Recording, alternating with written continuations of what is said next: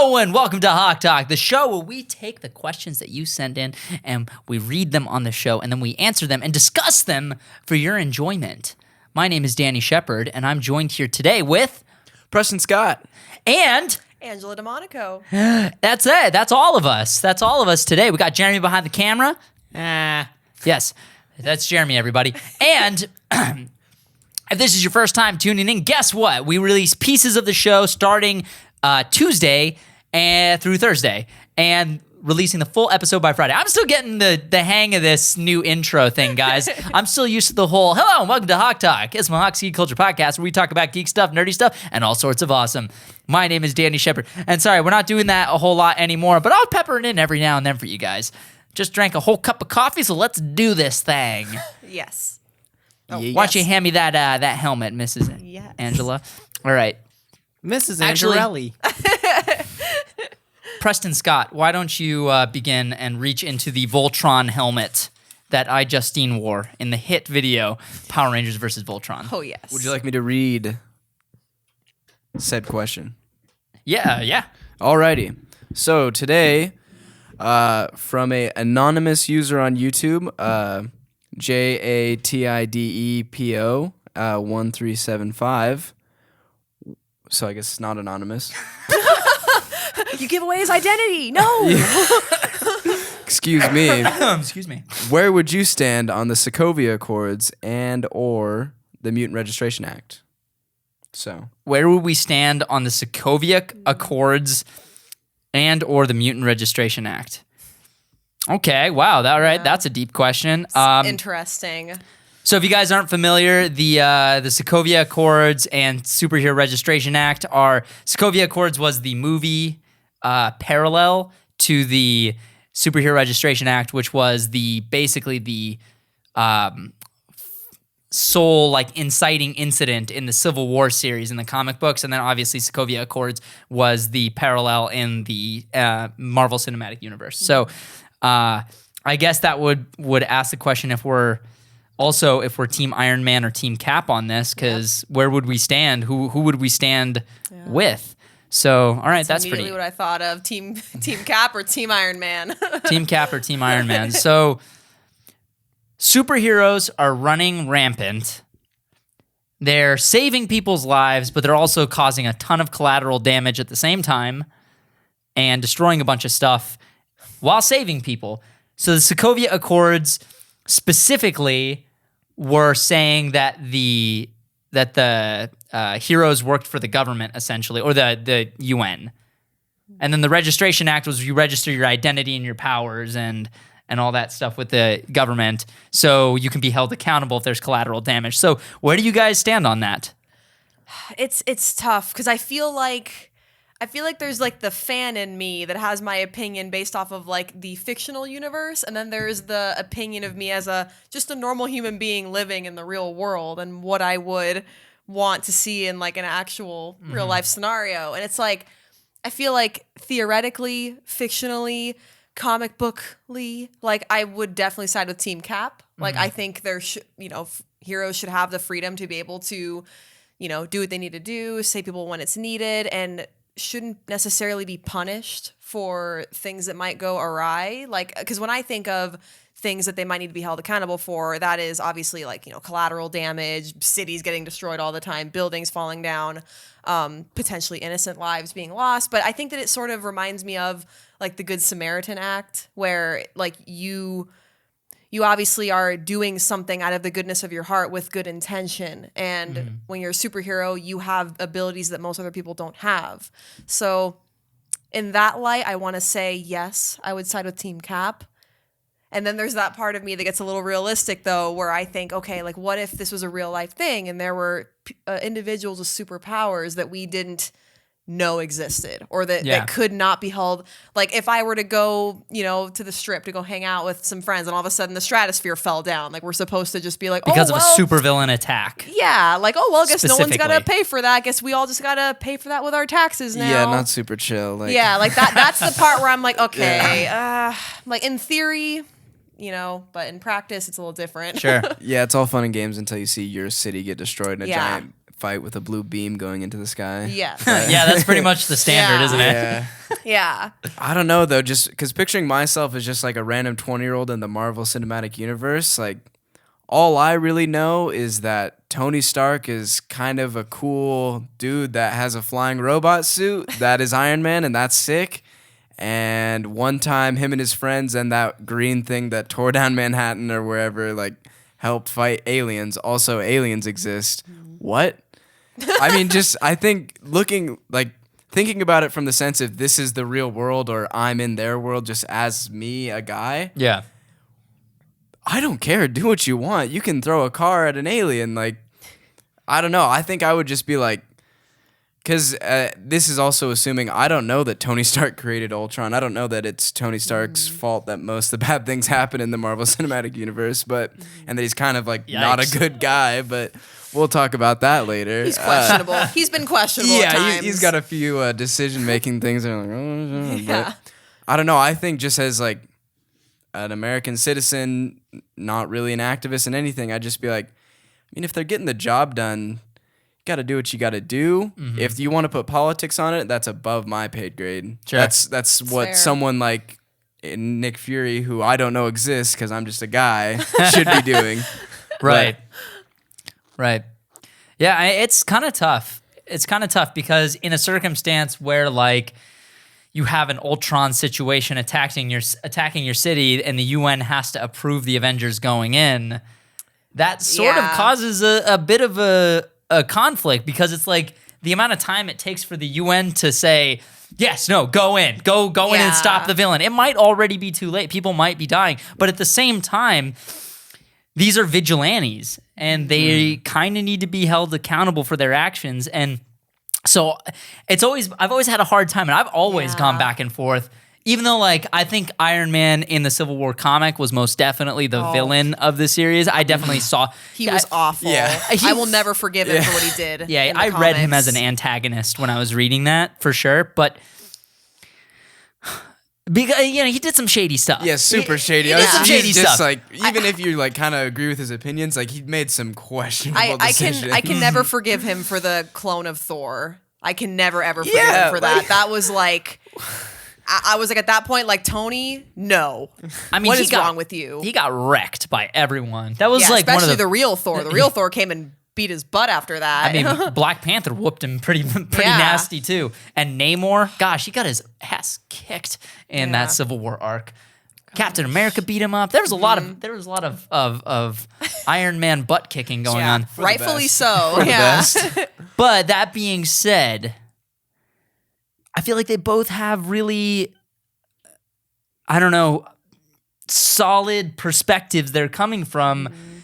It sucks that it's so black and white. It's so black and white. Like, if they were able to operate underneath the government, but still were able to make their own decisions, and like if they chose to act in a situation, maybe they just had to justify their actions afterward. But even then, it's like, But then they could go to jail if they can't justify it properly. yeah, if you're not a good enough speaker, you might be Yeah. screwed. Yeah, Like, because in that. Oh, sorry. Go ahead. well, I was just gonna say Captain America's not a lawyer, so he doesn't Yeah. know what to say. It's just a Yeah. man talking about justice. Like it's tough because like I like some aspects of these acts, but then I don't like others. Like I think that the thing I would really like is just that like if certain damages were to occur after a battle or after some sort of altercation between a hero and whoever this antagonist is causing problems, it would be nice if someone was held accountable for the aftermath of those situations or whatever. But I don't necessarily think that like before they do anything that they should have to go through all of these checks and balances. Like I agree with some aspects of this, but then there's other parts where I'm like, no, that kind of defeats the purpose. Registering your name, like I'm going to the comic book route, the registration. Registering your name, your powers, your secret identity, that's suicide. Yeah. Now the bad guys, if they get Yeah. access to that information, they They know know exactly you. what your weaknesses are. Like, why would you do that? Yeah. But Spider-Man was a Yeah, perfect example. The Peter Yes. Parker thing's the Yeah. perfect example of why Yes. not to do that. So the system in general, I think, is not a bad concept. It's just the way it is. the way it Yeah. is there is, I mean, they don't have secret identities in the MCU. That's just not a thing. They need to work out the fine details for sure. Like as Yeah. it's advertised in the movie and in the comics, I'm like, like there needs to be a lot of meetings and revisions made to this act before it's done. But like the general idea of these super powered beings being held accountable for their actions, I don't think is unreasonable. Sure. Granted, how much more destruction they're capable of than the average human. Yeah. So that would be my only stance on it. What do you think, Jer? I absolutely think that there should be a system of checks and balances and superheroes being accountable for what happens. But I don't think, I think there should be a Sokovia Accords or anything in that form going through a few different revisions first. I think that registering superheroes is definitely not a good thing because that defeats the purpose of having that identity in the first place. Yeah. And the villains don't have to register. The Yeah. bad guys aren't registering, Yeah. so Yeah. and they're the ones causing the majority of the Exactly. damage. I imagine in an ideal situation, or this is just off the top of my head, obviously, this is why with lawmakers it takes many, many, many revisions and different heads put together to kind of figure out something that works for everyone. But off the top of my head, maybe superheroes or anything in a superhero scenario would classify under the agency of whatever, like Shield. The agency is responsible for all of these actions, and they're the one accountable, kind of like a sole proprietor and LLC. If you sue the LLC, you have all the protections of whatever copyright laws or laws under a corporation status rather than a single individual. Yeah. Something like that where they have a buffer. Yeah. But the thing with deploying superheroes in emergency situations, they should absolutely still be held accountable, but figure it out after the fact when it's Yeah. not time sensitive, Yeah. Totally, yeah. Yeah. So, but registering superhero names and stuff like that and identities, no, I don't think that's gonna work. Yeah. That's not gonna work. I think that was the number one reason why everybody did not side with Iron Man Yeah. in the comic book. It's the Sokovia Accords in the movie, I think, are way more of a justifiable Yeah. concept. I imagine people aren't thrilled with the words registration Yeah. Yeah. I mean, in any capacity. I feel like just no one wants the government to know exactly what they're doing with their life at all times. If If they know your weakness, then just- they could dispose of yeah. you at any time. Yeah, no one likes the idea of being watched over like a hawk or having every one of your moves be analyzed under a microscope, and that's a very human desire, and I don't think that superhumans should be left out of that. Yeah. Yeah. They're Well, vigilantes. I think a big part of in the movie Captain America's reason to not side with Iron Man is that at that point they're essentially just making them a Black Ops team Yeah. for the UN, which one he doesn't want because he just got out of Shield and Yeah. which was actually Hydra. Ooh. And obviously there's been problems with that in the past, specifically right with that organization that that's how the Avengers were founded, under an organization, Shield, which then turned out to be corrupt. Yep. Yeah. And also, I think one of his primary concerns was that what if a country who's not under the UN is in danger? Do you just say, Oh, okay, well, see you sorry, later, good luck with guys." that? Yeah. No, Sorry, you you- don't have insurance. Yeah, exactly. gosh. Sorry, you don't have insurance. I Yeah. can't save you. And it's Yeah. Yeah. it's that's not the right way either. So I mean, at that point, they're not even really getting I think that this act can work if they are still able to be superheroes and fulfill their superhero-ly duties, but all that I think would need to be set in place is a system of checks and balances to make sure that the aftermath of these situations is handled properly. That's what I would want. you know what universes I think get this right off the bat is My Hero Academia and Yes. One Punch Man. Yes. If I know you guys aren't familiar with those two shows, but they in those shows, the superheroes, there's an organization not like Shield. It's basically an organization that pays the superheroes and like offers them insurance benefits and this and that. Their and like salary. yeah, they're salary superheroes, and their job is to go out and save people. And and they're working for this organization that basically funds superheroes. And it's like, So it's almost like The Incredibles a little bit, Kind or of. what The Incredibles were before, like when superheroes were in their prime. it's like a less controversial Sokovia Accords. Honestly, it's like more efficient too, because like these groups like let them know about problems and situations that they need help with that the hero might not have actually known about Yeah. on their own accord. True, which yeah. is like, Not every hero has a giant computer and hologram screen to see what's going wrong in the world. yeah, yes, it works out really well. Like I think in that regard, because in those universes too, like I think specifically in One Punch Man, like they register as a hero. Yeah. Like that's who they're registered as. Like that's where the registration thing actually doesn't sound that bad to me, is if you're registered as your hero identity. Like you're not Yeah. registered as a real person, but you are registered as a hero by Yeah. like your superhero name, your abilities. Like that's what you're registered as. So therefore your secret identity is still, secret. Yeah. They also true. classify you. So like S class, A class, B class, C class. Yeah. And you can get jobs, or not just jobs, but like you're Gigs to save people. Yeah, you're Yeah. dispatched on missions. Now that's still sort of like the same deal, but like I feel like it would be a lot harder to find time-sensitive crimes serendipitously. Yeah. Like, it might be easier to just Unless you're Tony Stark, who has all this crazy Or technology Batman. at your Yeah, hands. or Superman. Superman who just Yeah. hears it. Which I'm very pro the idea of Superman just flying around the world, listening to everything. Like I'm down for like as a fan, knowing who Superman is, I'm down for him to like just like swoop in and save anybody, do what he wants because he's Superman. yeah. But and again, in a scenario where maybe I'm in the DCEU and I see Man of Steel events happen, and I'm like, kind of terrorism. Oh man, when we rewatched, when we watched Man of Tomorrow, like Yeah. I was reminded of just how much collateral damage took place in Man of Steel. And I was like, this gives me anxiety. Like, oh Yeah. my god, There's that much of collateral. For the record, there's that much collateral damage in half the Marvel movies. yeah, You just exactly. It's just kind of spread out. they Yeah. also don't Talk about it. linger on Yeah. it the way that Yeah. they did in Man of Steel. Man of Steel, they're like, this is what Yeah. would happen if these gods were fighting. Yeah. They And- kind of like gloss over it in Marvel every now and then, but they also show them saving people in Marvel, which I think was That's the key. Yeah. Because the Avengers is forgivable because you see Cap go into that like building and save the people from the Chitauri, and Yeah. they show the Yeah. interviews of the people afterwards, like, oh, they saved me. yeah. I do wonder though, like when you get down to the nitty gritty of it, like if let's say like the Avengers or whoever, the Justice League leveled a city, like who pays for that? Like what if they were like, all right, guys, Taxpayers. like yeah, like this guy. yeah, you're accountable for it, but now what?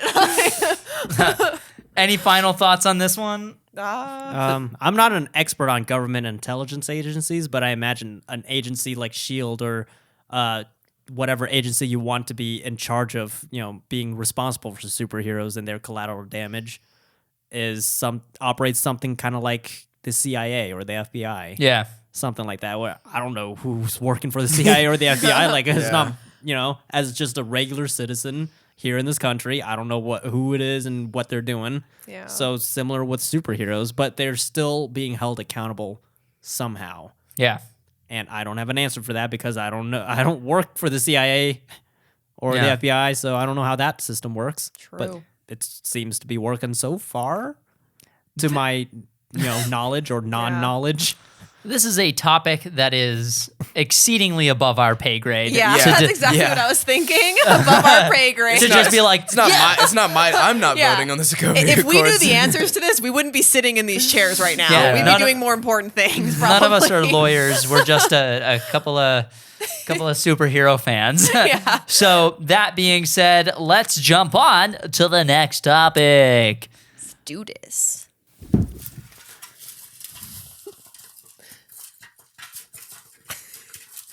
Okay. What do we? Didn't like that one. I didn't even. I kind of got to look at it, and I was like, nope. Hard pass. Nope. Hard pass. Not All right. today. Let's see what we got in here. No. Oh wait, that's another one. That's an old one. I am designated put helmet away person. Never saw that. All right. Why do you think that no one has become a real life superhero? What? Wow, that's a Another real question. Here we timely go. question. All right. Why do you think that no one has become a real superhero yet? If you had the resources, would you?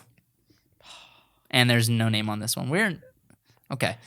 This person actually gets to be anonymous. Please send your identity. Yeah, sorry to the last person for revealing your anonymous identity. To be honest, we may have just forgot to put it. So I thought that was the point, to not register your identity. thanks, Noel. All right. So Nice. all right. So why have the man? I hope this question doesn't take us to any dark places. Yeah. I feel like the last one was pretty serious, but okay, let's do it. No one cares enough to be a superhero. So This is another real life question. why are there no superheroes in real life? Oh man, that's a question. Oh, but there are. Yeah. I mean, Phoenix Jones is a real life superhero. Have you guys Yeah. seen Phoenix Jones? You seen this guy? yeah. Phoenix Jones is badass. Yeah. I'm unaware of Phoenix Jones. Bro, you haven't seen Phoenix Jones? I have All right. not. So Phoenix He's Jones is the leader of sort of a Justice League out in Seattle. Mm-hmm. He follows me on Twitter. Shout out to you, Phoenix Jones. Wow. Yeah, I was so stoked when he followed me. Twitter famous. So he is. I read a whole article about him. He was on like the cover of a magazine. of his stuff. So Phoenix Jones is a superhero based in Seattle. He Damn. has bulletproof armor. Okay.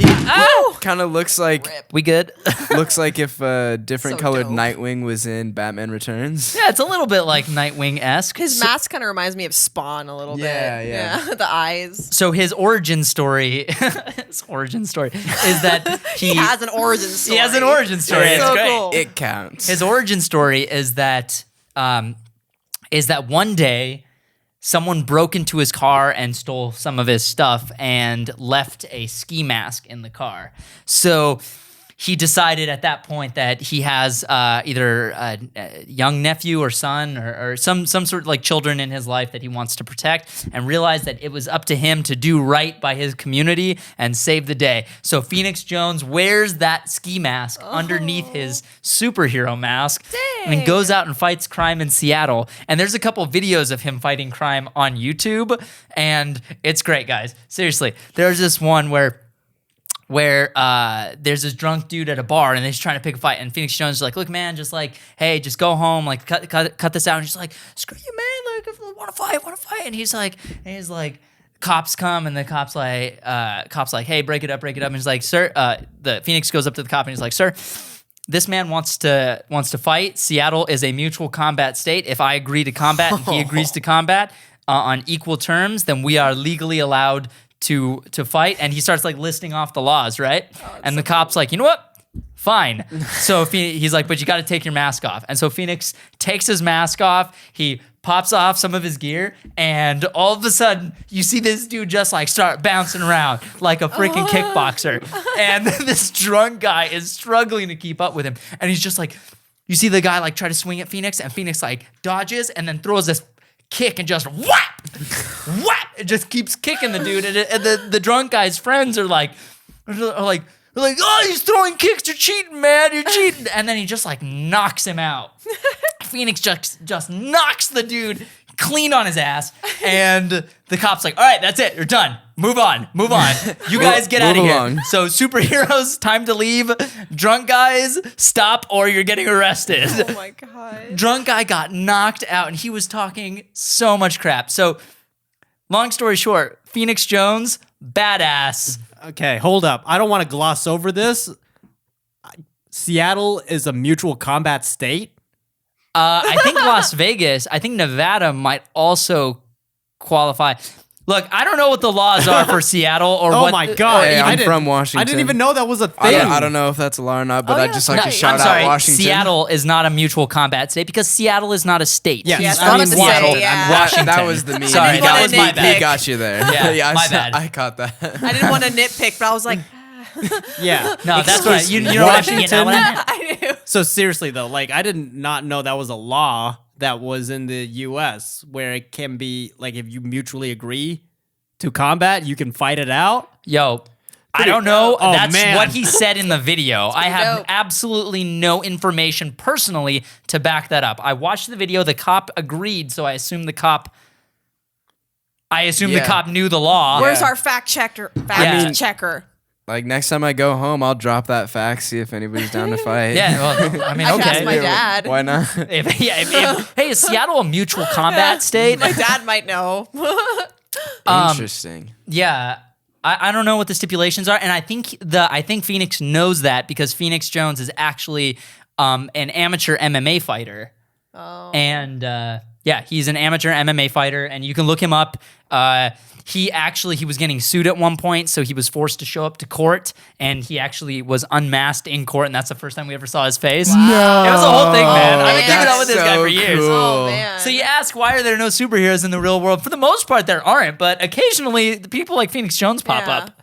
I think it's also just a matter of time and resources. Like, first of all, not a lot of people, if anybody, has Bruce Wayne or Tony Stark resources, especially from birth. Like, some people can get there after 50 years of hard work. Yeah, but then you're not really in the best but shape to be a superhero But then you're not anymore. going to become Batman after Yeah. you're Bill Gates and whatever age made all your money. Yeah, but are the 1% really No, just no. as super excited about jumping into the streets and fighting crime. criminals? I mean, I think one thing that would be a very realistic concern too is just the legality of it all. Like to know that because I know I brought up the Good Samaritan thing. And yes, that law can sometimes protect you, but there are some scenarios where that might not. If you just Yeah. intervene in some random altercation, you actually could end up getting sued or getting put in prison. Which is what like, happened to Phoenix. accidentally hurting someone really bad that you're not meant Exactly. to hurt. Which Yeah. happened to Phoenix. Yeah, so I think in that regard, even if you had the right intentions, you had the resources, you had you were out there doing it. At the end of the day, our law system could end up screwing you quite a bit, and that's something that I think a lot of people might not want to risk necessarily. Yeah, There that's a have big part of been it. some cases of vigilante justice. There was a guy called what was his name? Oliver Queen. No. He was a guy in the UK. Gosh, I forget where it was, but it was he was the Birmingham Batman or something. They kept calling him the Batman of something. It Oh, started with a so B. cool. And Budapest? no, I don't think it was Budapest. But he got upset and was he kind of came out and made a statement. He was like, my name's not Batman. It's the Midnighter or something. It's another Superman name. He's Get like, my name right, yo, I got my please." own name. And so he's like, I got my own superhero name. He's basically this Aw. crime fighter in the UK. I mean, I'm sure people have. I mean, dude, Firefighters. Yeah, I mean, Yeah. real heroes don't wear capes, you know what I'm saying? I think one My thing. mom.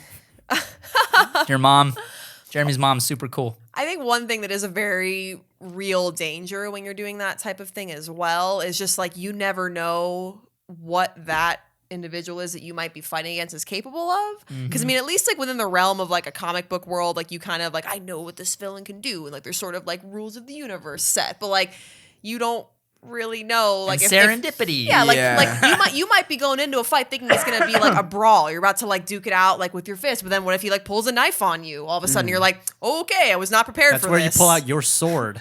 Oh, of Duh. course. Naturally. I don't know what I'm thinking. What kind of superhero would I be? You're But- batarang. Yeah. So I guess in that regard too, because I know that would definitely spook me quite a bit to where I would have to feel I am equipped for any situation, or it would just probably deter me from taking down certain targets because I'm I don't know what that guy probably has underneath his sleeve. Also, at the end of the day, the worst criminals usually wear collared shirts, Ooh. Yeah. not ski masks. It's true. If White you want to collar do crime. if you want to do some real justice, it's not going to be on the streets. It's on the courts. Yeah, it's on the courts. Street It's on the courts. Everybody get your basketballs. We're going to town. Yeah, me and Lil Bow Wow, we're taking it to the streets. God. I haven't heard that name in 20 years. Like Mike, you know what I'm saying?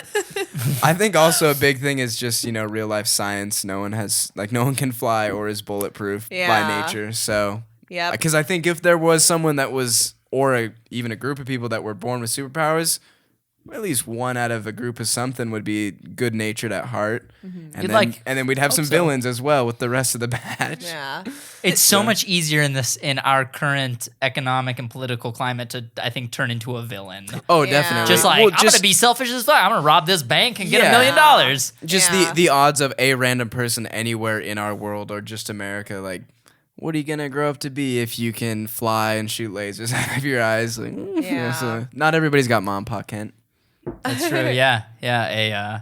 A lot of us have a Thomas and Martha Wayne that live and are ruthless. I hope we don't have a Thomas and Martha Wayne. Yeah, as soon as I said that, I was like, bad example. My parents are alive. I apologize. Another thing that I think would be a very real concern for these individuals would be your loved ones. yeah. Yeah. Like, I mean, because you have to actually at that point, like, fight for some sort of secret identity because, like, what if people find out who you are and they, like, those criminals, like, let's say some guy you take down and get arrested, like, and his friends end up finding out where you work. They end up finding out who your family is, where your parents live, where, you know, where your significant other is, if you live together, when you're not home, like, all these sorts of things. Like, so you're not the only one at risk. Well, that's the biggest Peter Parker thing in Yeah. all the comics and all the movies. Is like, someone's going to find out I'm with Aunt May or I'm with Yeah. Mary Jane. And they always do. And Green Yeah. Goblin always takes them to a bridge or something. They always end up at the Golden Gate Bridge for some Always reason. obsessed with the damn bridge. Clock towers are big too. So, Jeremy, where do you stand on the real life superhero business? That just said my piece. My mom. Boom. Mama. That's the most important thing. Yeah. And I think what was the part 2 of the question? Oh yeah. Would you be a superhero? No. Yeah, I have to say, If I had superpowers, yeah. Yeah. Totally. yeah, me as I stand right now, no, definitely not. I don't have the time or the resources to become a superhero in my lifetime. But like, if bam, zap of lightning or magic power or whatever, give me powers, like, it's on the table. Yeah. I'd have some decision making and like a lot of life decisions to make, but definitely on the table. Yeah. If I were to become a superhero, I would have to go like completely off the grid. Like no more Lady Doom bots, no more social media. Like I am going. That'd off be the such grid. a red flag, though. I'm burning off my fingertips. Like I am going rogue. If I'm going to be a superhero, Gotta go nomad, full nomad. yeah, I'll go live out in the mountains somewhere. Like Now, if I got superpowers, you know, I'd probably do it. Not gonna lie. Yeah, That'd be that would just help. like, it'd be more personally gratifying, honestly, to just go out and fight crime and be a superhero. But Definitely. But then my secret identity would be Danny Shepard, YouTube filmmaker. Oh, and gosh. people would I would spend my days making videos and movies, editing stuff, and being stressed out all the time. And by night, I will not sleep and go beat the shit out of criminals And be even more stressed out. and be even more stressed out. Die at 29 from anxiety. 20, I'm not 20 okay with young. I don't like this. No, please. All right, let's jump on to the next one. Ooh, okay. This one's kind of. Here's a more lighthearted question. Yay. This is nice. Would you look Okay, at that? so Fawad at Fawad Dodd. Fawad, your boy. He asks, "What is your favorite animated movie of all time?" Oh my gosh, Fawad. This is a great question. How dare Thank you do this to Fawad. my... You want to go first, or? I mean, I think I already know what my answer is. Well, then go for it. Preston, you know yours? Ooh, can we split it into categories? Sure. Why not? But you can go first since you Okay. know.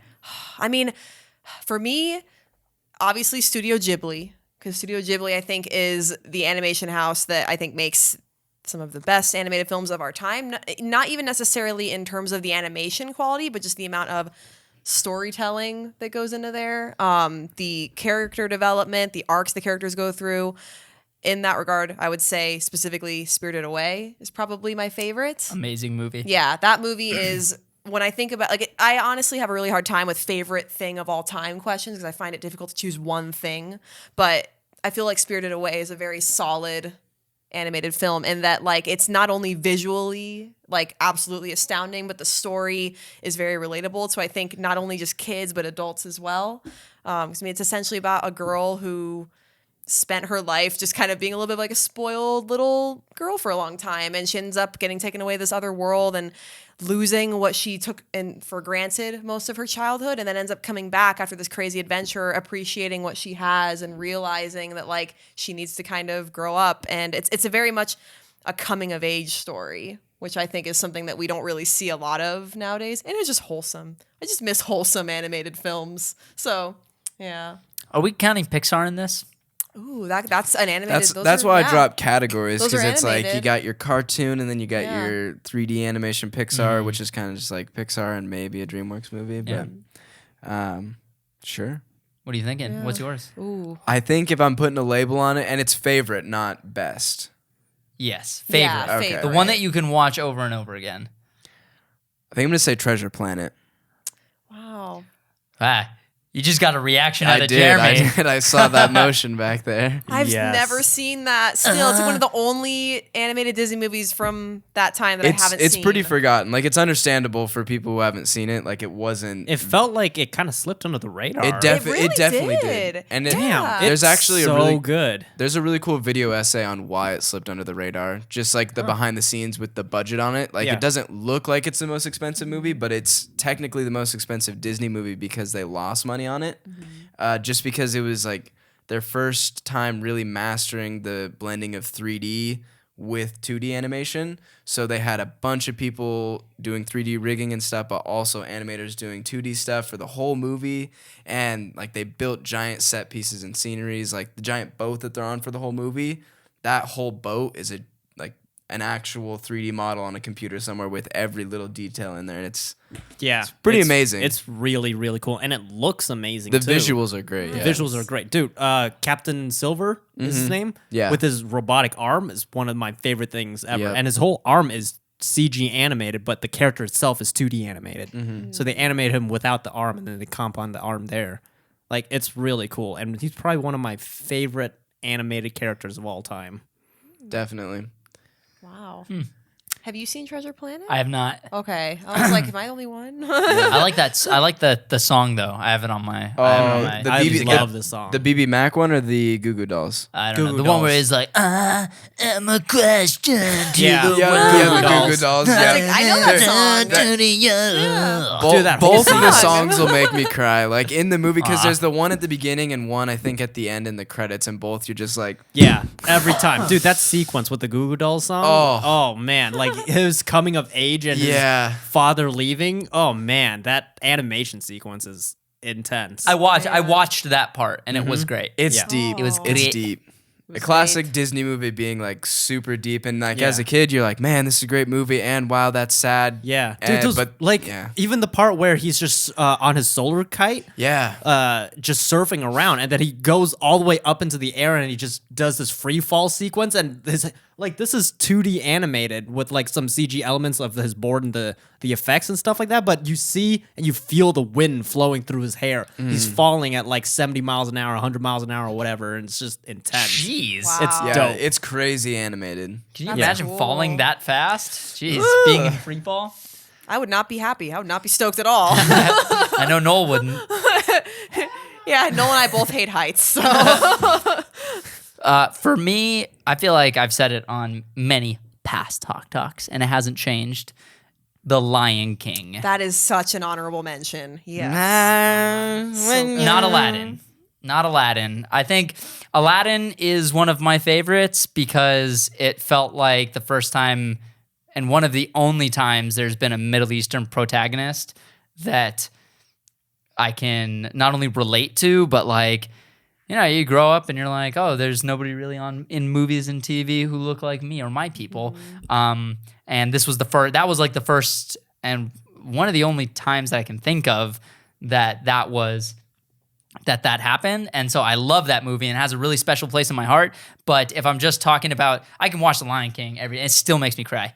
That God. scene, everybody says it's when Mufasa dies is what gets him. But for me, it's when Mufasa comes out of the clouds and he's telling Simba, remember who you are.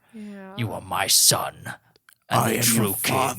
That part gets me Yeah, choked I up. am your father. I am your father. That but- part gets me choked up. I tear up every single time. I tried watching it in the break room at work one of these days. Just 'cause- casually. Yeah, just casually. And I started like, I felt the tears coming on and I was like, I can't do this at work. I turned it I off. would like, I was to be sad I was like, today. I was like, come on.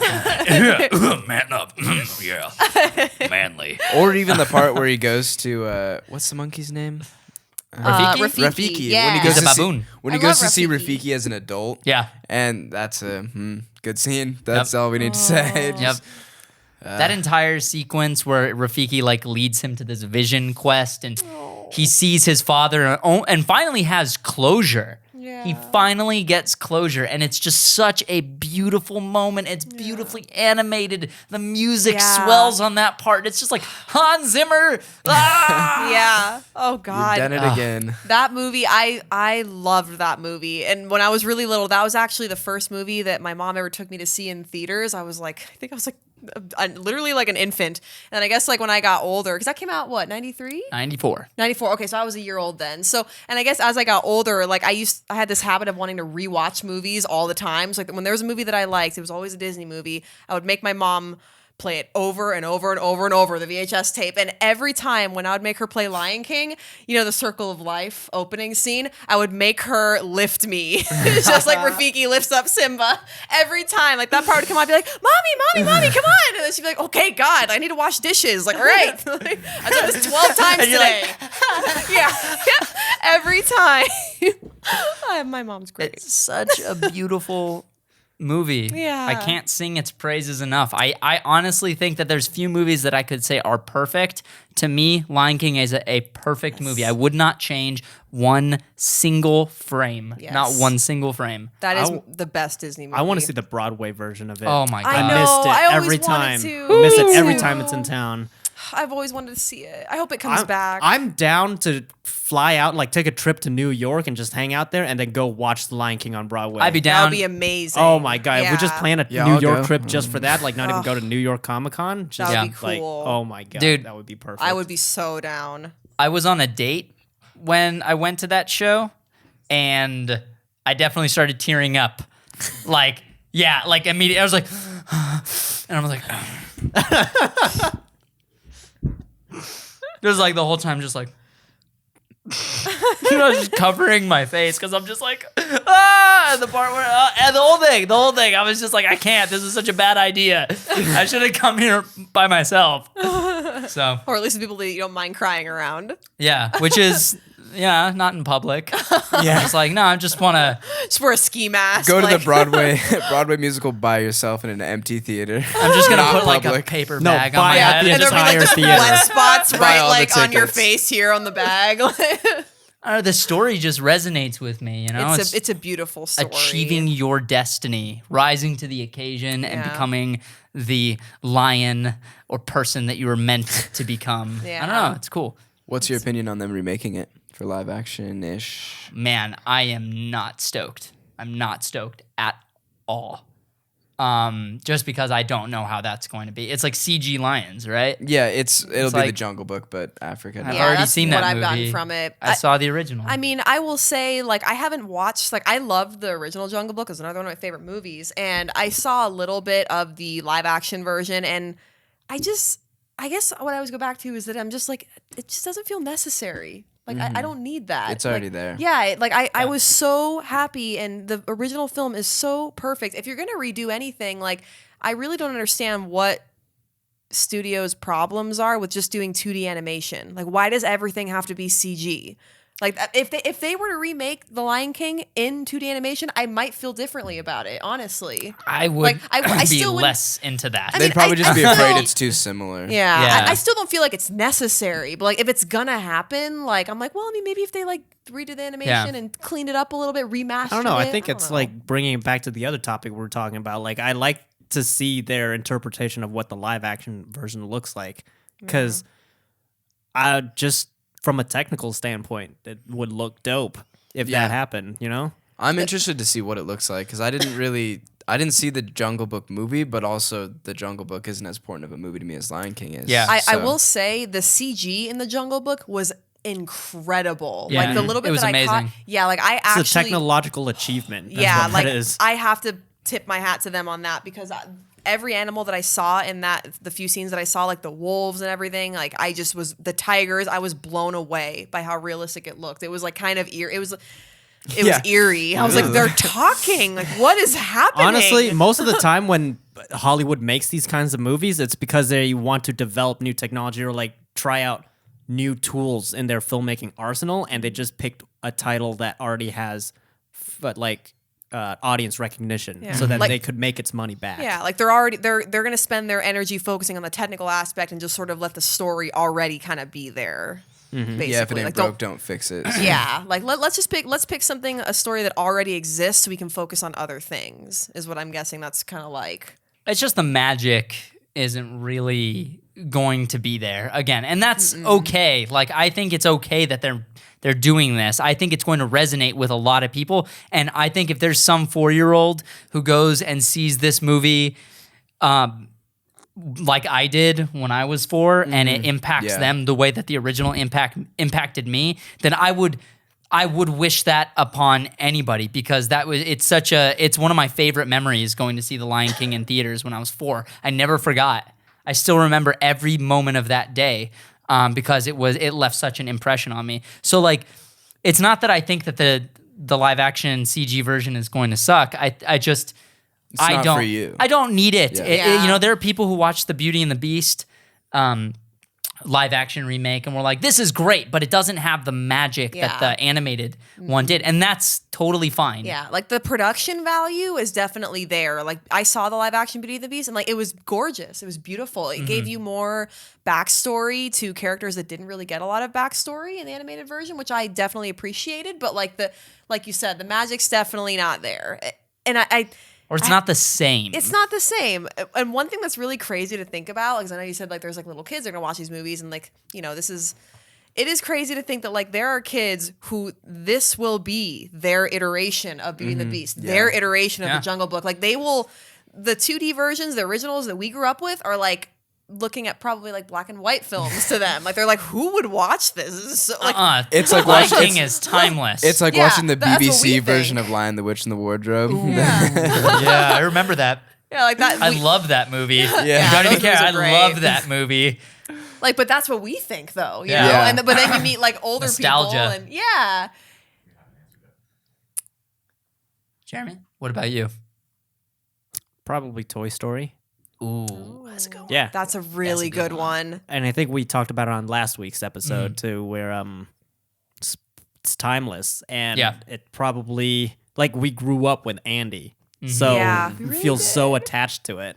Oh my God, Toy Story 3 where he goes off to college. Oh, Like I man. couldn't, because I was I literally can't even. Yeah, I can't. I was going to like starting out my university career at that time, and I was like, I cannot do this right now. What Like, year did Toy Story 3 come out? Toy Story 3? God, I don't know. 2012. I think I was like 6.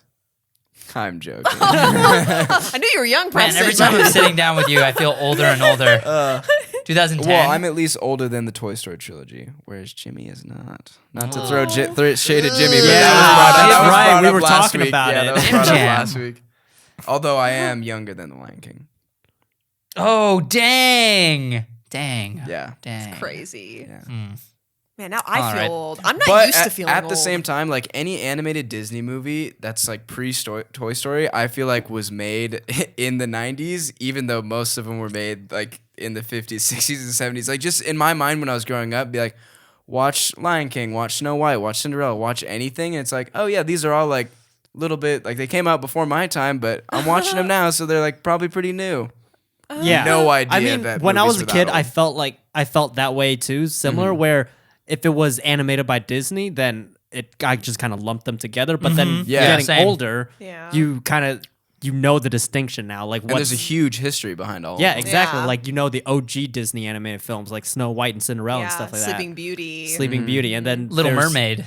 Yeah, Little Mermaid was a little later. And then you see all the weird stuff that was in Little Mermaid, like God. the priest getting a boner, Disney Gate. and the Disney and gay. Yeah, There's a bunch of weird but then, stuff in there. There's like the golden age of Disney animated movies that we in our generation are familiar with. Yeah. It came out in our time, and then there's the new Disney movies now. You know, True. When was the last completely 2D Disney movie made? Does anybody know that? Princess and Frog. yeah. Yeah. Oh, which yeah, is yeah. so Oh, yeah. good. Which is pretty I modern, love actually. Princess Yeah, I and forgot Frog. about. Yeah, because that was like actually like. And I don't think 2006 or I something. would call like a lot of 2D animated movies now aren't fully 2D Yeah, animated anyway. yeah. Yeah. They always have like visual effects with them or like certain CG elements.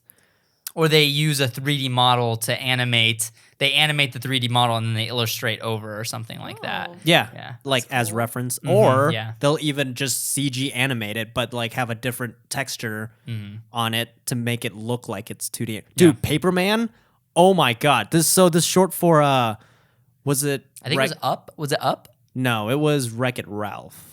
Paperman, the one with the black and white one. Yeah, the black. It wasn't and Up white. Game because and Up is Watch? the birds Mr. Game on and the telephone wire. Oh, okay. Yeah, but this short, you know how Pixar has their animated shorts before each one of their movies? Yeah. We won't count the Frozen one for Coco. But this one, Paperman, it was CG animated, but it was a style of cell shading that made it look like it was pencil drawn, the entire short, and it is beautiful. And I don't think any part of it is hand drawn at all. It's all CG animation. Yeah. It's really cool. Pixar has mastered animation. It's unbelievable. Yeah, they really have. And they just get better and better with every movie. Yeah. Incredibles 2. Yes! Oh my god! Hype! Incredibles 2. Hype. Did you guys see the new trailer yet? Yes. Oh my god. Oh my god. These kids better watch out, man. I'm throwing hands. Wait, it looks like it literally just takes place like right after the events of The Yeah, Incredibles. it does. It takes place like Seconds seconds it's, right after. It's amazing. I love it. But it's so cool because you're seeing all these characters in like they look how you remember them. Yeah. But updated Better. visually. It's almost like none of us aged. It's funny. Right? It's funny how like you see these characters still look the same, but then you zoom in and you see all the new detail that's not there in the original. Yeah. Like in the original, you see the characters and you see like their silhouettes and their character design is awesome. But then if you zoom in, it's still just like a flat CG texture or whatever. But then this one, you see every single fiber on Mr. Incredible's shirt. You see like the way the highlights and the sunlight blooms through the clouds in the city. I'm like, what is this? Is this like the characters brought into real life? What is this? So This is cool. why they waited like 15 years. Oh Yeah. man. How long has it been actually? Incredibles was 2001. Whoa, so I was exaggerating. No Holy way. crap. No, it's no way. okay, Okay. 2004. I was I gonna mean, say, that's not that Yeah, 'cause far I off. remember playing the game for that on PlayStation. Oh, yeah. Yeah, I I love that love game. that It was game. so good. I also love the Toy Story game, the one on PC, and just Dude, run around. Those need remakes. Seriously. Oh Like, yeah, that's I what they remember, should be I remember That the should Toy be Story HD game. remade. The Toy Story game was tight. Dude, I love. Yeah. Did you guys play wow? Did you guys play the Bugs Life game for the PS1? Yes. No. I Yeah. didn't have Dude, a I played PS1. all Yeah. those Disney Oh my games. God, I so- was born after the PS3. So. Oh my god.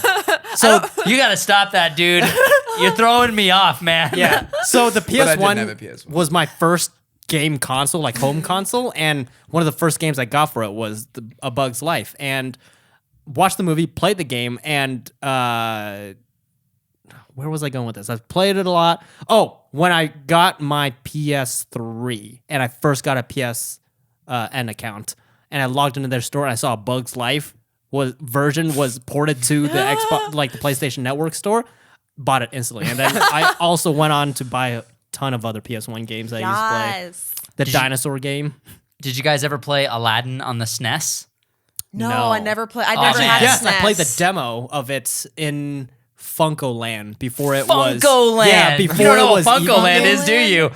Oh man. Oh, I What was love that? Funko-Land. You don't know Funko-Land either? I might. The name doesn't Ooh. ring a bell, but I might know what it is. Funko-Land was a game store that was bought out by GameStop. GameStop basically bought Yes, that's right. Funko-Land, EB Games, I remember EB Games. and something else. Maybe I didn't go there then. If it Yeah. was a store. It was like the And then what was bought by Toys R Us? No, KB Toys. KB Toys. KB Toys bought another franchise that eventually became what it is now. FAO Does KB Schwartz. does KB Toys still exist? I'm not sure. Dude, I used to love How that sad. I store. loved KB Toys. Yeah. Yeah, I love KB It Toys was like too. a baby Oh, Toys R man. Us, little Yeah. tiny version of I Toys used, R Us. I used to get all I'm my not Sonic aware, Adventure but that could figures also be a there. Yeah. location for it. But anyway, at Funko-Land is where I played the Aladdin game and Gex the Gecko. Oh, dude, Aw, Gex the Gecko Gex. was. He was so cute. Yeah. Oh. Gex the Gecko was dropping so many pop culture, Yeah. like 90s pop culture references, like Joe Piscopo references. And I'm like, who is Who is that? Who's What's man's Who is that? this? I'm 8. Who is Joe Piscopo? I'm 8. Also, that's where I first played the Dreamcast, and it was cool. Oh man, the Dreamcast, one of my favorite consoles. What a missed opportunity. Such an underrated console. Come on, Sega. Make Have you ever played the Dreamcast? Dreamcast? I don't know what that is. You are such a my liar. God. You know I'm what not the joking. Dreamcast How do is? you not know what the way. I Dreamcast actually is? don't know what that is. You are- I've made so many jokes about my age, but I am legit. you maybe cried wolf too many times, Oh man. my Maybe God. You're lying it to could me. just not be an age My thing because heart. like I didn't grow up in like a video game household. Like I didn't get video games till I was like 13. Oh, wow. Like That I kinda didn't makes I didn't sense we got a then. PS2 first when I had played the 64 and GameCube and stuff at friends' houses before, but like I didn't have a station at my house until I was like 13. You've never heard of the Dreamcast, though. Wow, it's crazy. Yeah. crazy. Doesn't yeah, I don't know. Yeah, What a you know, perspective. That's crazy. I've never played a Dreamcast either. you I told was me that, alive yeah. during that time. Yeah, I've you told me never. this. I've held the controller. I've never held the controller while it was plugged into a console. That never ceases to make me so sad. God, you missed out on so much. Somebody sent us a Dreamcast. That was one of my literally like.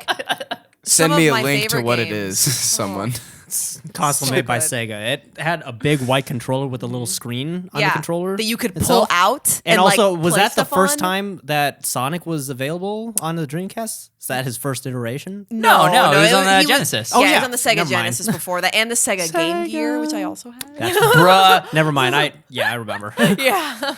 My older brother Chris got a Game Gear, and I got his hand-me-down, like classic gray Game Boy, and I had all his good games because he had Aw. the Game Gear, which had no good games. Yeah, I really didn't. I think literally all I played on that was Sonic. That was literally all I used it for. It was my What about Sonic Crazy machine. Taxi? Was on Dreamcast, Yes, right? Crazy Okay. Taxi was on Amalgamation Dreamcast. of a Yeah, few different things. The Like a little Dreamcast bit was 64, a little bit PS1. Yeah, they a lot of companies.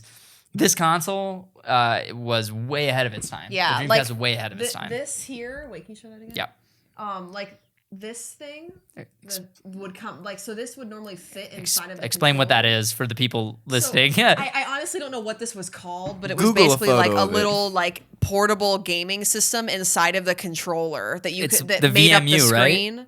I don't know what it was called. Is that I'm- what it's called? I don't remember, but it made the screen in the controller. You could take it out, and I remember specifically in Sonic, you could take it. You could put a Chow into that little cartridge, and then take the cartridge out of your controller, and then take care of your Chow like a Tamagotchi, basically. So they like the Switch, the Nintendo Switch, was very similar to this, where it was kind of bridging that gap between like. You know, like I don't know what the word is, stationary console versus like portable console in one. Yeah. So Okay. yeah, they remember Sega was Tamagotchi. on that. Yeah.